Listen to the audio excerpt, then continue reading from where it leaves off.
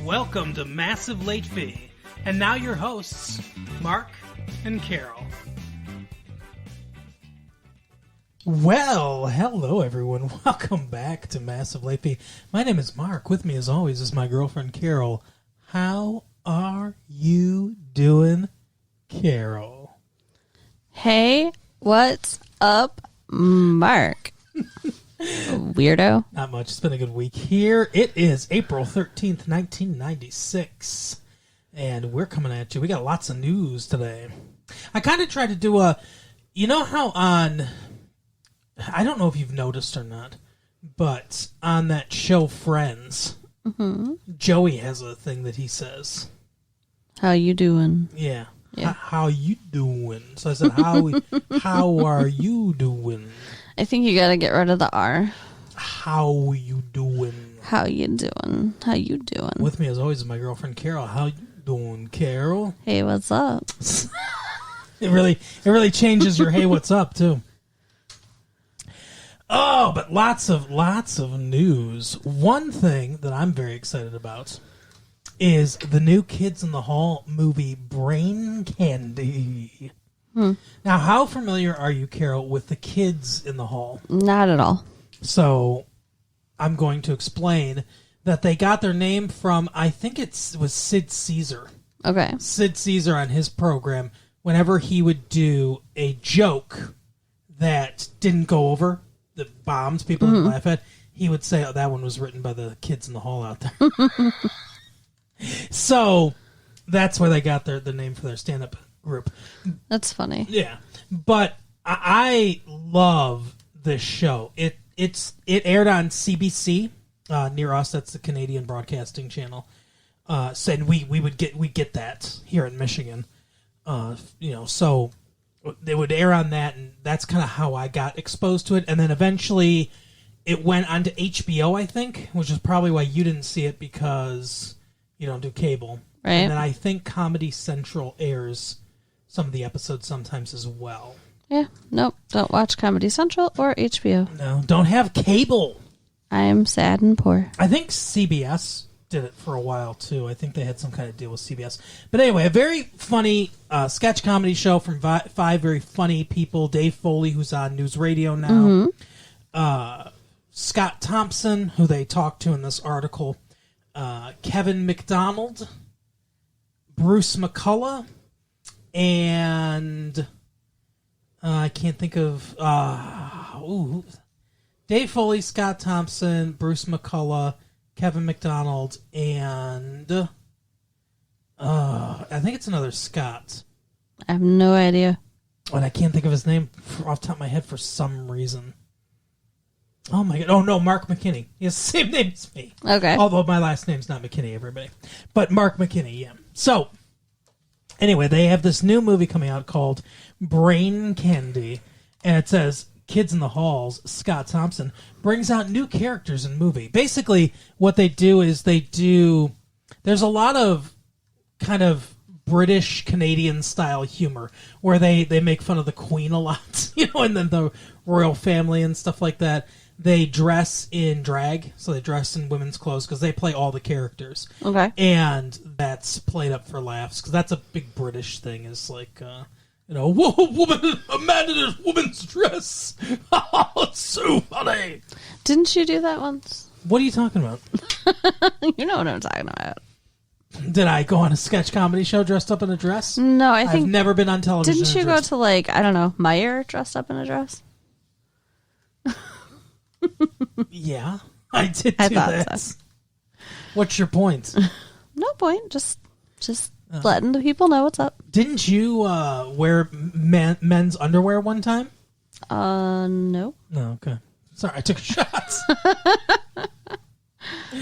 Anyway, I kind of want to see that movie. I don't know if we're gonna be able to do that movie for the show or not, but I'm excited to see it. We'll see it either way. Yeah, but I mean, I don't see why not. We'll make time. We'll make some time, just like Hootie and the Blowfish is making time for a new album. Alrighty then. Hootie and the Blowfish's second album will reveal whether the band is all it's cracked up to be. People? People? Yeah, people. People they're doubting Hootie and the Blowfish. What? I see a lot of people are like, yeah, they had a good first album, like 4 number 1 hits or whatever. But I mean, are they here to stay? Yeah. Does a smash hit debut album guarantee a second? Obviously not. Or one-hit wonders wouldn't exist, but here's a look at some of pop's biggest debuts and breakthrough albums, and how the follow-ups fared. Figures indicate U.S. sales through April 1996. Carole King, her second album, or her first album was Tapestry, which sold 10 million. Oh, yeah, my mom had that. Huge album. And her second album, Music, sold 1 million. Wow. Boston's first album was the eponymously titled Boston, 1976. 15 million in sales. Don't Look Back, 78. 6 million in sales. Not bad. Peter Frampton Comes Alive. 6 million in sales. His follow-up did only 1 million in sales. Still, though, I mean, 1 million in sales. What do you think? So, what do you think of Hootie and the Blowfish, first of all? And do you think that their second album can match the intensity and the ferocity of the first? Well, is it possible? Sure. But who knows? We gotta wait and see what it's like. Hootie and the Blowfish knows. But I mean, I like them. Like the Let Her Cry is like Let Her Cry, an awesome song. And what else do they sing? I only want to be with you. Yeah, that's okay. It's only okay. I don't love that one. Nothing I can do. I think that's pretty good. But I think they've got a kind of unique sound going. I think they'll be all right. What do you think? I think they got a unique sound. You think I'm crazy? I think they'll be okay.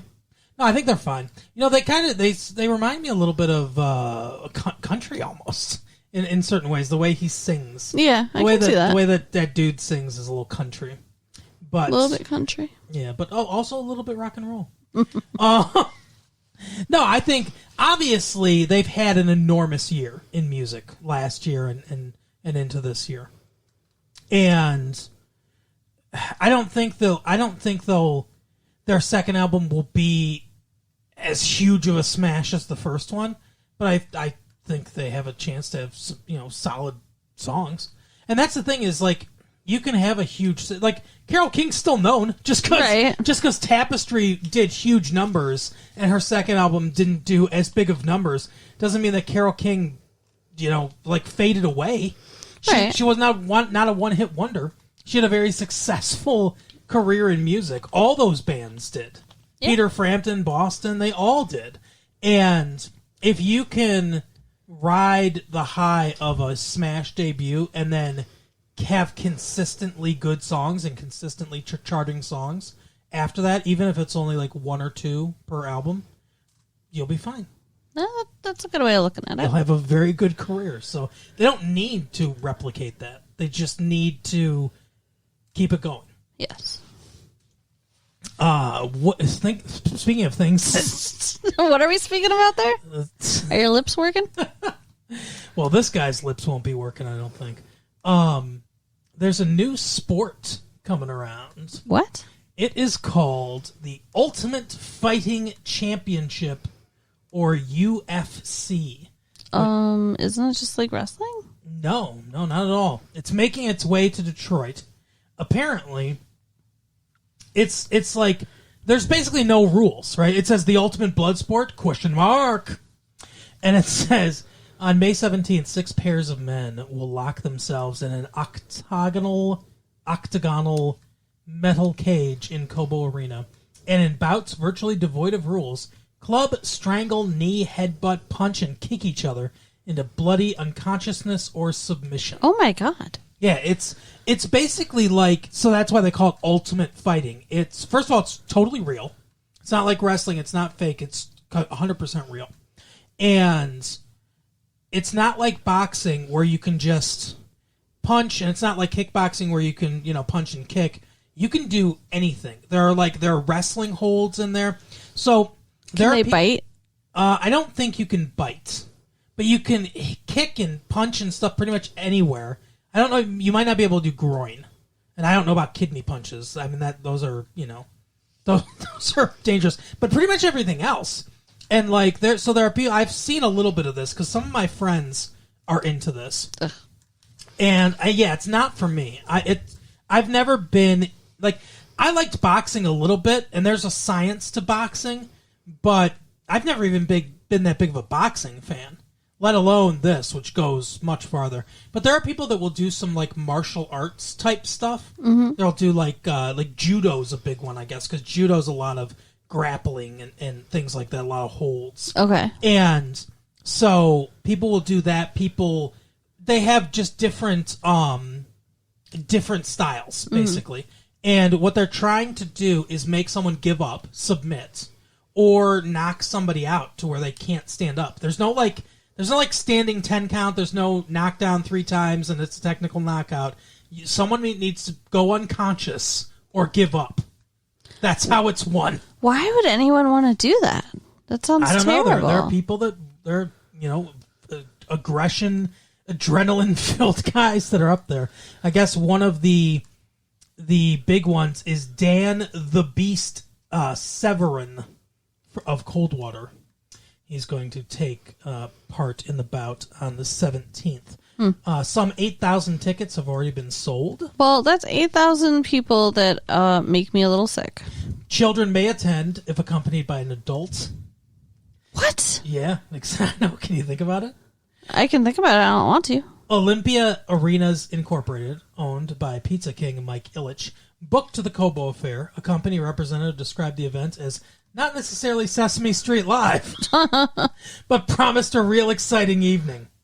And then, now here's some protests. I'm not one of the moralists, Senator John McCain of Arizona told the Detroit News. But when I see on these tapes of UFC events little children yelling, blood, blood, kill him, then that is an unhappy commentary. Gross. The controversial brawls are held only in the few states that have no health or safety regulations for combative sports. And it's coming to Detroit? Fuck off. McCain and another senator warned in a recent letter to 44 governors, including Michigan's John Engler. McCain, who boxed at the Naval Academy, and Senator Ben Nighthorse Campbell of Colorado, a former member of the U.S. Olympic judo team, called the UFC nothing more than a brutal and repugnant blood sport and called on governors to ban it. But that may be easier said than done. So, this is one of those things where it's like, I'll tell you what, I guess they're trying to replace boxing. We won't get super into this because I know that our audience and you will have you won't care at all about this. Really, really not, yeah. But boxing has no one but itself to blame because of the horrible corruptness in the sport. There's a lot of corruption in boxing. People taking dives, people getting paid off and shit like that. The way it's been set up, there's a lot of corruption in boxing. And because of that, there's no unified champions, and it's a mess. And they have no one to blame but themselves for their serpentine TV deals and all this other stuff. So if this thing couldn't exist if boxing was popular. And if it did exist, it would be so niche, no one would even pay attention to it. If boxing was still the king of combat sports, no one would pay attention to this thing at all. Well, I mean, I don't see why anyone pays attention to boxing, let alone this, and I don't see why getting rid of boxing means we have to come up with a replacement that's even worse. Well, they're not... The audience that they're trying to reach is not you. But there is an audience for combat sports.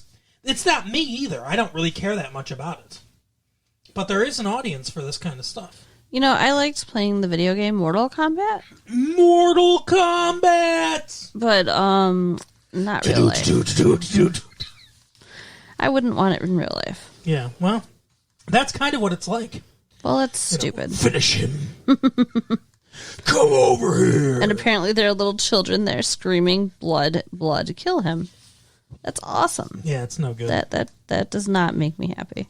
Dan Severin. What do you think of him? Nothing. Is he hot? I don't know who he is. He's not. Let's see. Roseanne's new schnook. Oh, okay. Roseanne's. Oh, okay. You think he might be? I have no idea. Yeah. Well, I'll find you a picture of him. And then you can see if you think he's hot or not. You think he's hotter than me? Nobody's hotter than me. Roseanne's new comedy show aims at SNL, which stands for Saturday Night Live, in case you guys needed to be aware. In case you're idiots. Oh, come on now. Don't insult our audience. Fasten your seatbelts, America. The queen of spleen. What the fuck? Why? Is getting revved up for another assault on the Chucklehead establishment. Mike Duffy, you are a fucking national treasure. Mm-hmm. This time, Roseanne is ready to rattle the late-night sketch comedy cage. Starting this weekend, she takes dead aim at Saturday Night Live with her own Skits and Bits project for Fox, Saturday Night Special. Wow. So what's it going to be? Younger, faster, fresher, and with more female in attitude. Rowdier, too, of course. This is Fox, after all. This is Roseanne, you see. She's the estrogen Yosemite Sam of comedy.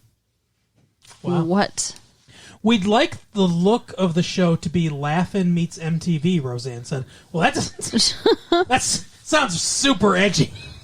Laugh-In meets... MTV. That's insane. Roseanne said in a teleconference with TV critics earlier this week. And the feel of Saturday Night Special? New and different, Roseanne promised. There you go. Are you looking forward to Saturday Night Special? No. But I don't like Saturday Night Live either. But so. you don't like Saturday Night Live. No. I don't like boxing or With Saturday Night Live. Myers. So I don't like Saturday Night Special What do they have? or fucking Ultimate Fighting Championships. Okay. All right, fine. From now on the news, I'll only talk about things you like. Well, no, I'm not saying you have to do that. I'm just saying, no, I'm not looking forward to it. You asked. Yeah, I asked if you were looking forward to that one thing, and then you went off on a rant about how you hate everything I talk about. Well, only so far today. And I don't hate Hootie and the Blowfish, okay? I love Hootie and the Blowfish. Let her cry. There you go. Make her watch UFC. That would make me cry. Surely would. Now, last thing. Maybe you'll like this. Wow, you got like News Central today. Yeah, it's News Central today. That's the name of the show now. Last thing. Maybe you'll like this. It is 70s fever, Carol. I don't like it. Flared pants and double knits are back with a 90s spin. Check out this outfit in the newspaper here. That's 70s style. I don't like it. With a 90s spin, apparently. Where's the 90s spin? I don't know. It's ugly. I agree. And, like, okay, so I guess this is really great audio, isn't it? It's a woman with a bell hat, basically. A long coat with a scarf, like a sweater. I mean, it's hard to tell because it's It's black and white newspaper print? Yeah, it's black and white newspaper, but one of those kind of like, what do they call that kind of sweater? I don't It's that know. real thick sweater. And then pleated pants with about 75 million buttons on them. Yeah, it looks dumb. It looks like this pair of pants opens up in the front to just allow access to the crotch. I don't know what's going on there. But then, see, here's the mink coat with the long flowing dress, and then there's a woman dressed looking like David Bowie, basically in the 70s. Okay. And I don't know. I don't like any of it. Yeah. I like. We talked a little bit about in the movie that we watched today. We talked a little bit about, and we'll talk a little bit about when we get to the movie. But we talked about it after we saw the movie with each other. The fashion. The clothes that were being worn, especially by the young actress in the movie, and it's so if there is a style, it's hard to say what the style of the 90s is, kind of, because it's hard to say when you're in it. Yeah. But if there is a style, I think it's a lot of the stuff that she was wearing. And I like a lot of that stuff. Yeah, she had, like, the little, like, backpack purse. Mm-hmm. And she had, like, the cute little dresses with, like, the boots and socks instead of, like, the dressy shoes. And Yeah. Yeah. Yeah, and I belly shirts. I like that stuff. And I don't want 70s shit to come back. I don't want to wear bell bottoms, I'll tell you that much. I mean, like, a little bit of flair is one thing, but not bell bottoms. No. And, like, corduroy, right? Uh-huh. I'll wear a pair of corduroy slacks. Yeah. That's okay. That's more of a 70s thing, but I'll wear that. But I don't know that I'm going to rock a, like, brown and red collared shirt with, like, the first 3 buttons unbuttoned. No. With the big collars, like that big flared collar. That was one of the biggest problems in the 70s was the colors, too. Yeah, it's like a bad color scheme. Absolutely. The colors of the 70s were the worst. Mustard yellow and like fucking... Like, brown and mustard yellow and... green. Oh, yeah, like puke green. Yeah. No, what thank would the you. What would the colors of the 90s be? I don't know, like brighter. I think like teal. There's a lot of teal and purple. Where do you see teal? I see teal everywhere. Okay, like the Charlotte Hornets. Teal and purple. That's the color scheme of the 90s. Yeah, well, you're also color deficient, so I don't know that you should really be weighing in on what the popular colors are. You're prejudiced. How dare you? Against the differently abled of sight. Right. How dare you? No, I mean, I goddamn monster. You're a goddamn monster. No, I mean, I just think bright colors are more of a thing now. Neon. Yeah. Yeah. Hypercolor. Sure. Yeah, you must have owned a pair of hypercolor, like a hypercolor shirt or something, right? I owned a lot of like brightly colored shirts. I owned shirts with like things on the boobs. You don't know. Oh, yeah? Well, like, like the big heart shirt. Oh, yeah. Goes right over your boobs. I know that. Yeah, yours, yeah. I know. I know the stuff you're talking about that you wear sometimes. Yeah. It's nice. But I mean hypercolor, like you touch it and it turns a different color. That's like probably more of a late 80s thing. I don't own any. I've never seen any, and I wasn't aware such a thing existed, but I want it. Yeah. Tell me more. So it's like it can start off like white, like a white shirt, and then as heat gets applied to it, it turns different colors. So like and just the part of it that gets touched. So like you could you're making out with something or something, and your back and boobs maybe area are like bright orange and stuff like that. Because, hypercolors. What the fuck? Oh, yeah. Huh, we gotta go shopping. Yeah, let's go shopping. And then make out. Oh, yeah, I'll get it all, I'll get it all colored up for you. There you go. Anyway, Weird. So, that's it for the news. Finally. So much news. All right, fine. No more news. I'm just teasing. You're so sensitive. You can't tease me. I can tease you all I want. You're in some kind of mood today.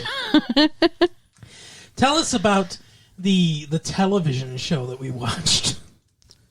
And tell everyone out there why we watched this horrible piece of shit. Okay.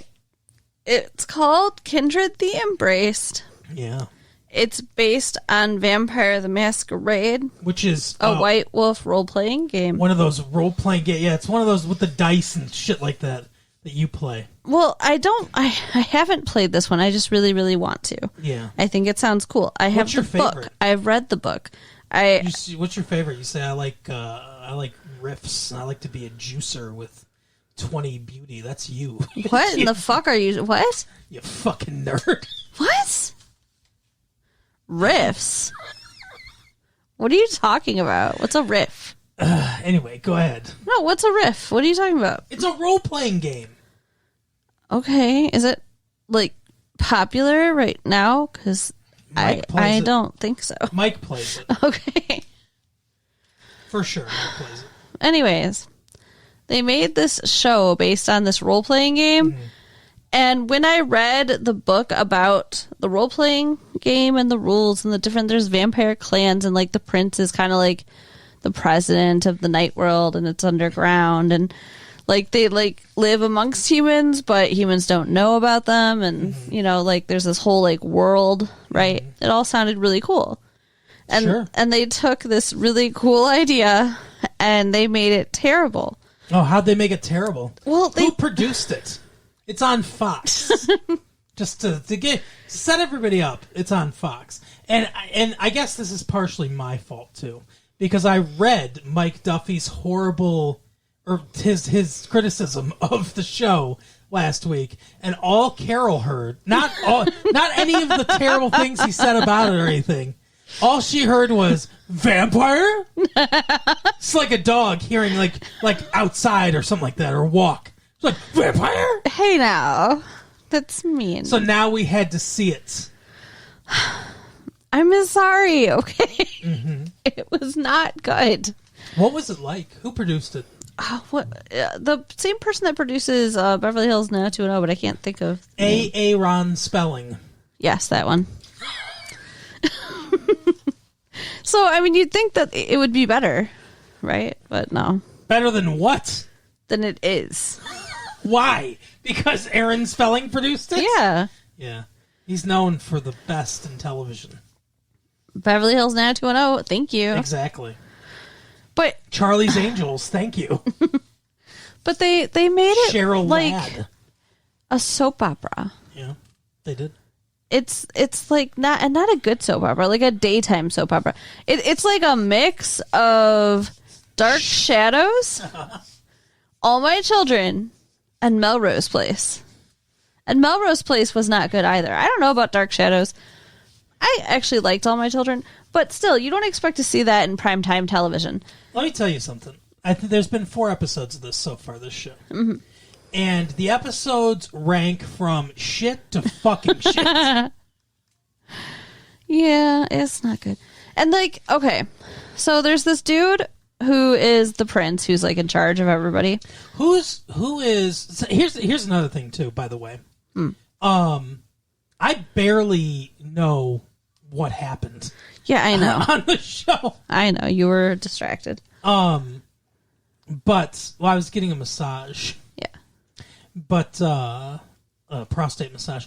But no, I'm just joking. I was getting a legitimate massage. Don't be dirty. From Carol. A legitimate massage. But anyway. So, yeah, we were watching the show and I was barely paying attention to it. But who is fucking what's his name? I can't think of his name anymore. Julian? No, he was in Soul Man. It's the only actor I recognized in the whole thing. I don't know. He was in the movie Soul Man. I think Thomas Howell. C. Thomas Howell, maybe? Maybe. I think that's his name. You know I don't know who actors are. C. Thomas Howell, that's his name. So, yeah, he was in the movie Soul Man, where he couldn't get into college because his grades weren't good enough or whatever. His parents wouldn't pay for it, so he needed a scholarship. And the only scholarship they had left was for a black guy to get into Harvard because he wanted to go to Harvard. So he hooked up with a friend of his that was selling tanning pills. You just take one pill and it chemically tans your skin for a period of time, right? So he just overdosed on the pills and made himself black. C. Thomas Howell does the entire movie basically in blackface. Oh, wow. Pretending to be a black man. That's not good. No. But it's a very funny movie called Soul Man. Interesting. I love it. Okay. But anyway, he's in this. Cool. That's it. That's all I gotta say about it. Who is he in the movie? I don't know. Or the show. I don't know which one you're talking about because I don't know characters. I didn't see Soul Man. I don't know who you're talking about. He was talking to the girl towards the end, but not at the very end. Yeah, that does not help me. Okay. So there was a prince named Julian who was in charge of the Venture clan, and The Venture clan? yeah, yes. Why Venture? Why Venture? I don't know. That's what they're named. Are they a business clan? I know there was the Nosferatus. There were Nosferatus, and What there does were that mean? They were fans of that movie? Why are they Nosferatus? because they look like that. Why do they look like that? Because they're all different kinds of vampires. But Why do you look like you? Because that's you're white. so bald guys? Yeah. So I any guess. bald person made into a vampire No. is in the Nosferatu clan. No, only if they're made a vampire by someone. See, you really weren't paying attention because. So wait a second. Can I just say the basic premise of what happened in the episode? Okay, and then you can ask your questions. The prince, It's the last time you give me a Julian, massage when we're watching the show. had a niece, his last living human relative, who was like making out with, and I guess actually fucked this dude named Cash.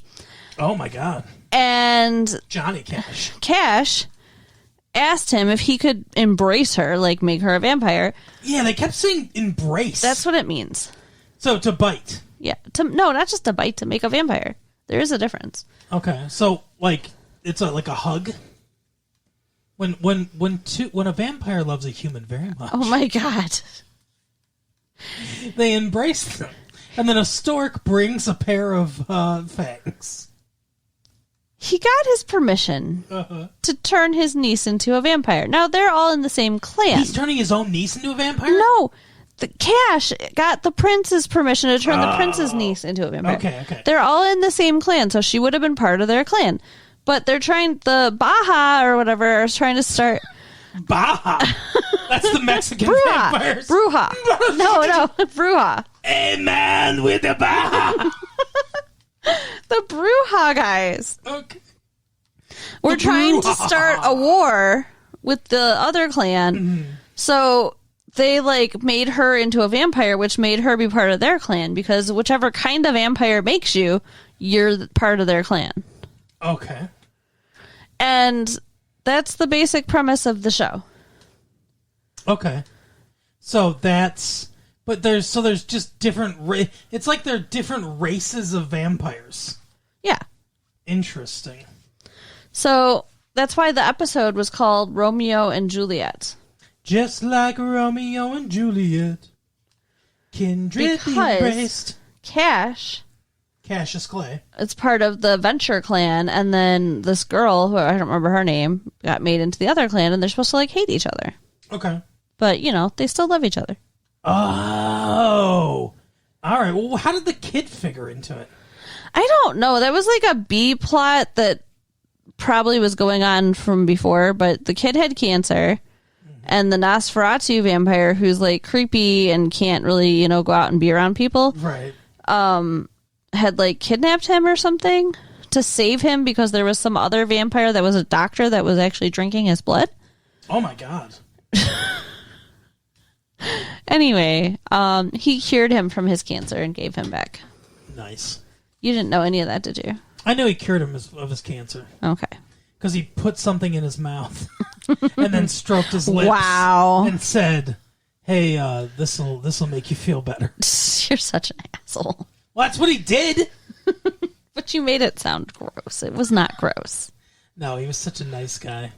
And he said something like, whenever you think of me, smile, or something like that. Something like that. Think of me and smile.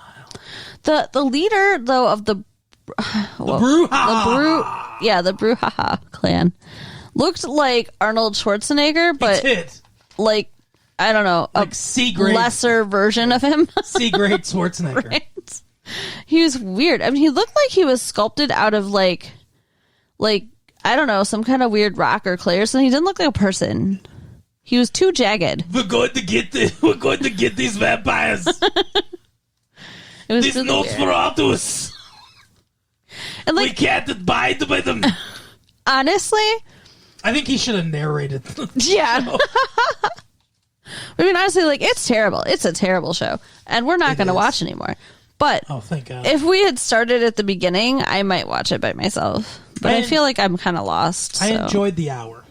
No, you didn't. You Yeah, enjoyed it because you got a massage, not because you watched the show. did. I enjoyed the hour because I got an hour-long massage, but I didn't. Because that's the kind of girlfriend I am. Yeah, it was great. She was nice. I am nice. She said, we're going to watch a show that I want to watch, so I'm going to give you a massage while we do it. And then I regretted the decision because I didn't really enjoy the show. Oh, I'm sorry. But, I gave you a massage the other day. Yeah, I'm not saying... It was, tit for tat. It was payback. Yeah, I'm not saying I regret giving you a massage. I just regret my bargaining piece. Gotcha. I could have gotten a much better show out of this. Yeah, I guess that's true. Oh, but yeah, that's Kindred the Embrace. Don't watch it. Really don't. If you start at the beginning, I'm assuming it might be better because maybe you're already, invested or something. Yes. And you're not like, who are these people and why are they yelling at each other? Get them Nosferatu! But yeah, it Julian! was interesting. Every time that vampire left, instead of turning into a bat, he was like, get the chopper! We're flying! Anyway, we watched a movie. We did a good movie. We went to the movie theater, and we saw a good movie. This is the first good movie we've seen in a long time, huh? Except for Primal Fear was pretty good last night. Yeah, it was pretty good. And Fargo was good the week before. Mm-hmm. And the one before that was probably good too. It was the best movie we've seen in a while, but not the only good one. Okay, so I liked Fargo. Yeah. I liked Primal Fear. Mm-hmm. But those movies are not really aimed at our age demographic. Right. Which is question mark. You have no idea. But this movie is aimed more at our age demographic. And I loved it. Me too. It starred what's her name? It's called Fear. Yeah. First of all. Fear. Yes, Fear. We saw Primal Fear last week. Now, Fear this week. Next week we're going to see or Ear. Oh, there you go. Her name is Candy. Reese. That's what it is. Reese's Pieces. Right, Reese. Reese Witherspoon. What a name. Doesn't she sound like a rich, stuck-up bitch? Witherspoon?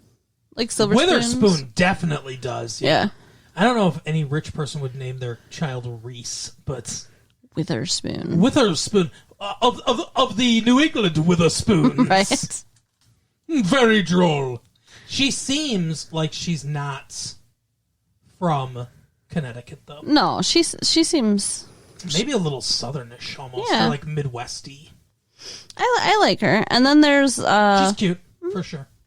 Marky Mark and the Funky Bunch. Mark Wahlberg. What in the actual fuck?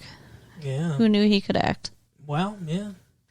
I'll tell you what, I hope that he becomes real popular as Mark Wahlberg, an actor, so that people can stop calling me Marky Mark. I'm going to call you Marky Mark all week just for that. What's up, Marky Mark? Shut the fuck up. How about that? No one calls me Mark Hamill or Mark McGuire. Do you want to be called Mark Hamill? I'm just saying, some asshole dances with his pants falling down and his underwear popping out, named Marky Mark and the Funky Bunch. And if your name's Mark, all of a sudden people are like, "Hey, Marky Mark, where's the Funky Bunch?" Well, it's a very original, funny joke, guys. It actually is pretty funny. Yeah. If you're not Mark. Anyway, so yeah, he was in Marky. I can't call him Mark Wahlberg. I always want to say Marky Mark. Mark Wahlberg was in the Basketball Diaries. Yeah, he was the asshole, right? Yeah. Yeah. And he's an asshole in this too. He plays a good asshole. I guess he's probably an asshole in real life. Maybe. But yeah, he was in that. But it's a very minor role. Only in a few scenes. Yeah. The star of that was that Leonardo DiCaprio. Mm-hmm. The one from Growing Pains. The little kid from Growing Pains. But anyway, speaking of this movie, he's pretty much the star. I mean, he's the main antagonist, for sure. But I would say that Reese Witherspoon's the star, and he's like the second lead or co-lead with her. Yeah. She's the protagonist. He's the antagonist. Mm-hmm.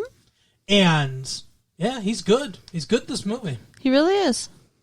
Tell you what, he knows how to beat the fuck out of somebody. He knows how to sucker punch and throw somebody down and kick him a bunch. Yeah. Because he does that a few times. So, okay. So she's like, how old do you think she is? Like 15, 16? She drives, so she has to be 16 17. Or 17, yeah. So they never say what happened to her mom, but I'm assuming that she like killed herself or something because... I don't know. She came to live with her dad and her stepmom and her little brother and only mentions her mother briefly. Her stepmom, Amy Brenneman from Bye Bye Love. Yeah. Another movie we did. She's pretty too. Yeah.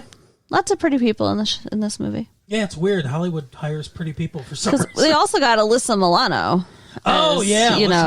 Her friend in this movie. Alyssa Milano's good looking. But that's a crush of mine. Yeah. Yeah, she's pretty. She's very cute.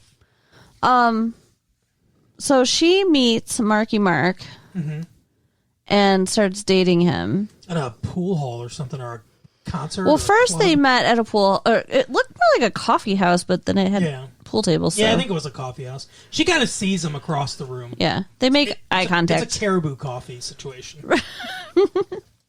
Some intense eye contact is had, and over a cappuccino. They're passing out flyers for some like rave later or whatever. Yeah, that's what it was. It was a rave. Yeah, a rave at a secret rave at a warehouse.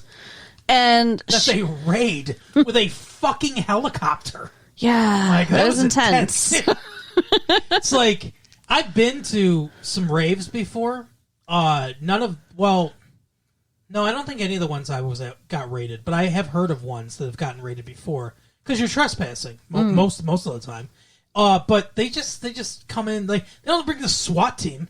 They just come in with the regular cops. Right, they're going up against a bunch of high teenagers. They know they don't need the fucking A team out there. You know. Yeah, it was kind of weird, but she isn't supposed to be able to go because she's supposed to be having like family time. Mm-hmm. But then her dad blows them off and for work, but he has no choice. Yeah, he's got to fly to this Vancouver. Takes place in Seattle. Mm-hmm. So he has to fly to Vancouver, which is fairly close. So she is pissed off at her father and goes to a rave. That's not a great combination. No, and then she meets an older man. How old do you think he's supposed to be? They never really say, do they? No, he's out of school. He says something like, I'm probably going to take a year off, then I might go to UW, the University of Washington, the Huskies. So maybe 20, 19, 20? I would say probably, 19 or 20, maybe 19. Yeah. Later we find out some things that make me think he might be a little bit older than that. Right. Not much older, but I'd say at most he's probably like 22. Okay. But yeah, he takes her out, like he saves her from the SWAT team. Mm-hmm. Her friend Margot, that's Alyssa Milano, goes off with his buddy, who, by the way, looks like fucking Wolfman Jack or something. Oh, yeah. Like, hey, baby. Why would you go off with this guy, though? He looks like a creep. He does, doesn't he? He looks older. He's like a bigger guy. Mm-hmm. So it's not like he's hot. He's not, like Mark Wahlberg's got a nice body, This dude doesn't. And yeah, he's overgrown face. He looks like Uncle Fester. He looks like a homeless dude. Or what, Grandpa Adams or whatever? I don't know, but he does. I would not go for this guy. No. He seems like nothing but trouble, and she is all over him because, she likes trouble. Yeah, she does. So. That she's been held under the thumb of Tony Danza for too long. Now she's rebelling. Right. At one point in the movie, she actually says, like, oh, if they hit you, that's their messed up way of telling you they love you. Right. I mean, like, what has her life been? Yeah. So I guess it makes sense she goes for the fucking psycho. Mm-hmm. Well, they both do. They both are psychos. He's more obvious. So he takes her off, and like, when she says she has to go home, he just turns back her watch. Yeah, she's like, oh, midnight's my curfew. And he's like, we got all the time in the world. And he does, it's a very cute thing to do, but... Yeah, it wasn't so cute when she got home at 2:00 in the morning. Yeah, but I mean, you're a teen. If let's say we are teenagers. Who knows what age we are? But let's say we were 16 years old, and out, and I was like, oh, we got all the time in the world, you know. Yeah, it's cute. Yeah, it is. Whatever. You'd find it endearing. So, yeah, You might be like, yeah, that doesn't fucking change reality, asshole. I've still got to go home. Yeah, that's me, though. That's how I am. I would not just be like, oh, okay. Right. But Swoon. He's like, oh, there's, you know, you're perfect or whatever. You're the perfect woman. And, you know, he's like, I just need to see the flaw to know you're real. And then he tries to, like, you know, he goes in and tries to feel her up or whatever, you know. Tries to take things. Kissed her. He kissed her, but he's tried to take things farther. And she stopped him, and she was like, I guess we found the flaw. And he goes, no, that's just one more thing for me to admire about you, to wait for, to cherish, or whatever. Yeah, she did not make him wait very long. No, she didn't. But, you know, that's such a line. Yeah. Don't you think? Oh, for sure. I can wait as long as you need me to, baby. Come on. What? Just sounds like something that somebody said once. Does it? Well, maybe somebody meant it when they said it, but he obviously this sounds like didn't. A lie. But I mean, maybe he did. Like, he seems like he loves her in the only psychotic, crazy way he can. But like, he actually does. It's just that his love is toxic and frightening. Yeah. So. And possessive. Yeah. Yeah. And filled with fear. Fear-inducing. So yeah, she falls in love with him. What I think one of the things that made me laugh is we find out he was in prison. Mm-hmm. And the way they show us that he was in prison is we see the little place where he's staying. Like, I guess it's that fucked up guy's, the one with Alyssa Milano. I guess that's his, like, uncle's house or something like that, he says. He's like, somebody. Oh, my uncle's coming back soon. We're going to be out on the street or whatever. But in the room that he's staying in, he has pictures up. And it's, like, pictures of him and Reese Witherspoon. And then next to it is his mugshot. But, like, in a 4x6 or whatever. Like wallet size. Like a wallet size. What fucking police department is like, and here's your souvenir mugshot. Right? Put it in your wallet. It's so weird. Like fucking commemorative. Who has their mugshot? One. And who's just keeping it around? It makes no sense. Totally weird. Yeah. But it just existed to let us know that he was in prison. Now, here's a question, though.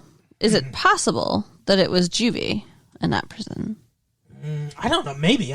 Who knows? I mean, because like her dad gets him checked out, and he talks about how he was in the foster system, and then in like the juvenile system, and just bounced around until he turned 18, and no one's heard from him. Yeah. So it's possible that that's from before. Yeah, I guess that's true. But he's certainly into bad things. I mean, oh yeah.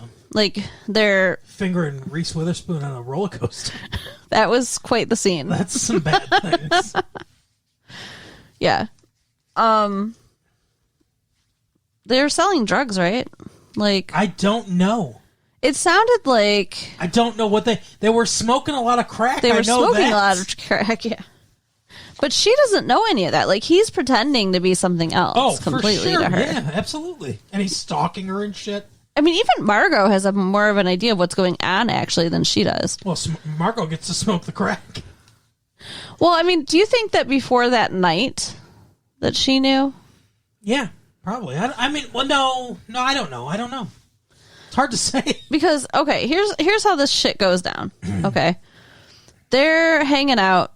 He put the clock back for her dad in his office to cause him all kinds of problems. Yeah, this guy's an idiot, by the way, too, because it's like, oh, the one clock in the house. Which, unfortunately for her father, is the only clock he looked at. Yeah. At that time. But it was so he could keep her out later. Yeah. Like, yeah, obviously there's other ways to know what time it is. Mm-hmm. But anyways. It's called information for the time. Right. When she gets home, she changes her mind and decides she's going to go off with him. Mm-hmm. And then she finds that he is in the house of crack and The House of Crack.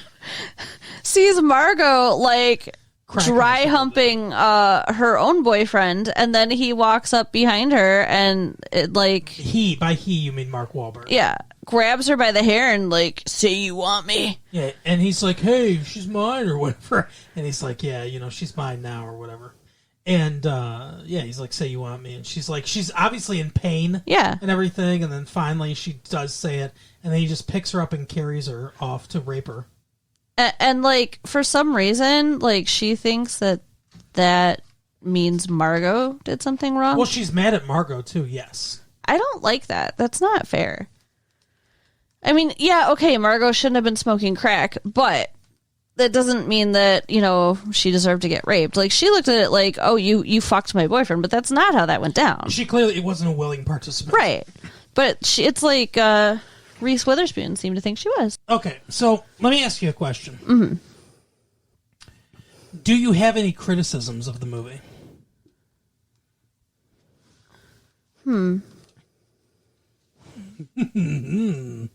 It's a thinker. No. Wow. Perfect movie, in your opinion. I guess. My major criticism is the ending, or the it's a bit over the top. Like, so her dad goes over to the house when they're not there and fucks up the house. Like, he goes, and Mark Wahlberg goes when the dude's at work, when her dad's at work, he goes and smashes the shit out of his car. Yeah. Like, classic Ferrari. I mean, like it's been in a compactor. I don't even know how the fuck, like, what he used to destroy it so completely, but he does. Like, absolutely just fucks his car up. Right. And so he goes to the guys' houses. He calls Margot, finds out where they're staying, and totally fucks up their house. This enrages all of them. And they're like, we're going to go fucking get this guy. They go to the house. They find their dog. They decapitate the dog.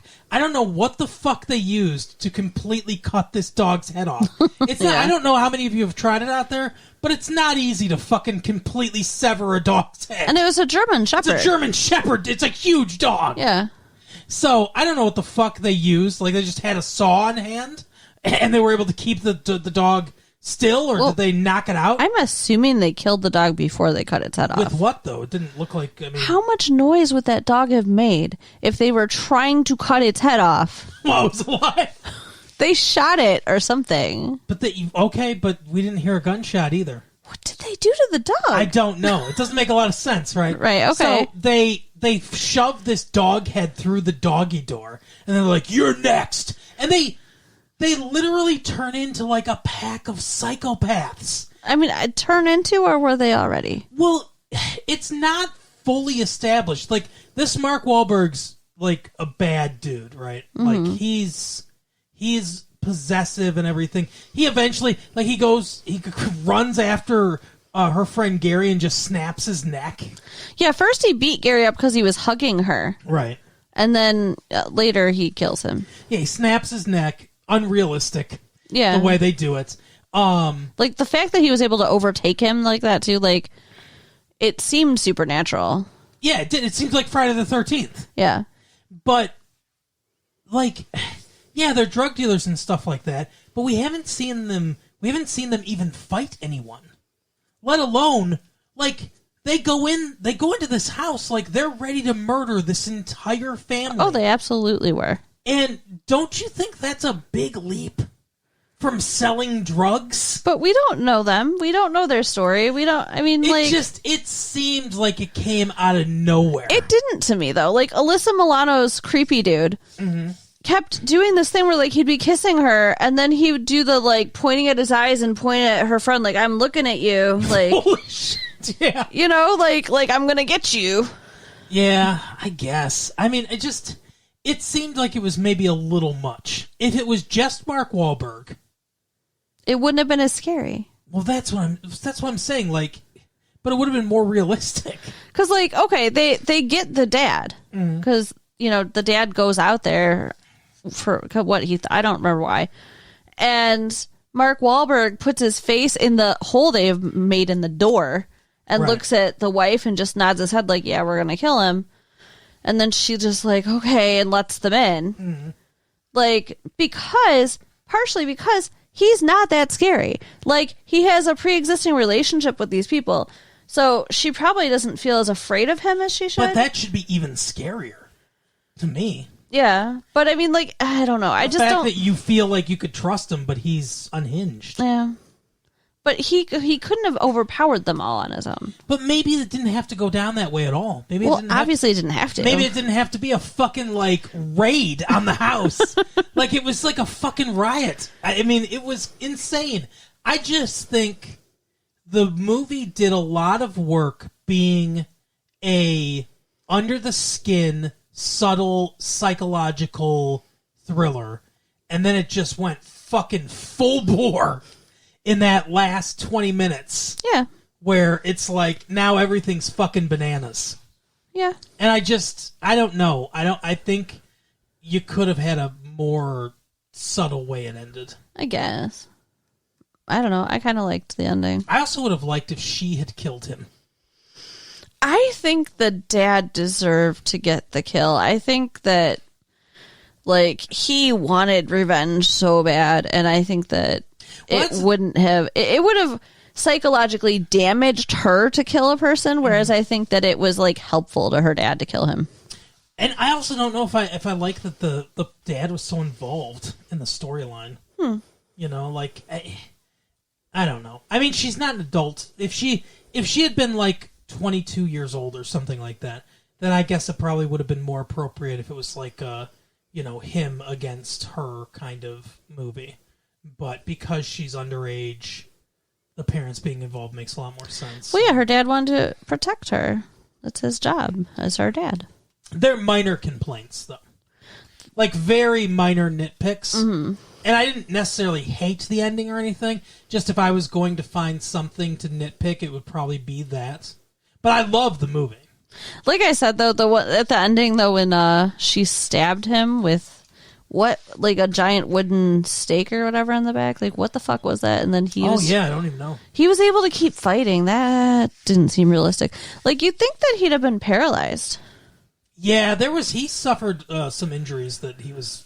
But, I mean, he also just could have been on crack, too. That's the other thing. They might have smoked a bunch of crack before they went over there. Oh, I'm sure. And then it's who knows? Like, they could do anything. Well, and they did. In that scenario, then it makes a lot more sense. If they're all high. Yeah. The little brother was, like, the hero of the story, though. Oh, yeah, for sure. Which I thought was funny because when they decapitate the dog, the little brother, who's, maybe 10? Yeah. Is that dog. Yeah. And he's the one who sees it first, the dog's head. And he's so freaked out. Like, you're literally thinking at one point, he's just going to be catatonic the rest of this movie because he's just sitting there staring. And he is the one who fucking goes out, runs over a crackhead, calls 911. In a car. Yeah. Gets a gun, comes inside, handcuffs the parents, the mom. The mom, and then the mom handcuffs the dad. So he saved everybody. Yeah. He's going to be fucked up for the rest of his life, but he's a tough little dude. Yeah, he's a hero. And the music was awesome. Yeah, great music. Bush. Lots of Bush. Yeah. Not just on the roller coaster either. Lots of Bush in the soundtrack. And I feel like they did have good chemistry. Mm-hmm. I really enjoyed the movie. Yeah, I think it was really good. One of my favorites of the year so far. Very good movie. Well, yeah, that's pretty much all I've got to say about it. Okay. Why don't you take us home? So go ahead and write us at latefee1994 at AOL.com. Mm-hmm. And check out our website, retrolatefee.com. Do that as well. Tell a friend about the show. Tell all your peeps. Go to patreon.com/retrolatefee. And find out all the extra stuff we got there for you. New shows. Early shows. It's cool. Yeah, we will see you next time. Bye. Bye.